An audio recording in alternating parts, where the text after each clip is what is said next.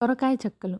ముందుగా సొరకాయని తురిమేసుకొని, అందులో ఒక కప్పు బియ్యం పిండి, సజ్జ పిండి, మినప్పప్పు, పచ్చిశనగపప్పు, జీలకర్ర, ఉల్లిపాయ, పచ్చిమిర్చి దంచి పెట్టుకొని అందులో వేసుకోవాలి.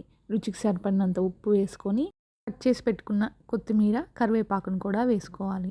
సొరకాయలో నీరు ఉంటుంది కాబట్టి ఇలా కలిపేసుకొని, సరిపోకపోతే ఇలా కొంచెం కొంచెంగా నీళ్లు వేసుకుంటూ ముద్దలాగా కలుపుకోవాలి.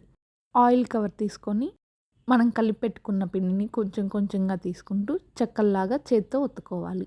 తర్వాత డీప్ ఫ్రైకి పెట్టుకున్న ఆయిల్‌లో కొంచెంగా పిండి వేసుకొని ఆయిల్ కాగిందా లేదా అని చూసుకుంటూ మనం ఒత్తి పెట్టుకున్న చెక్కల్ని వేసుకొని కాల్చుకోవాలి.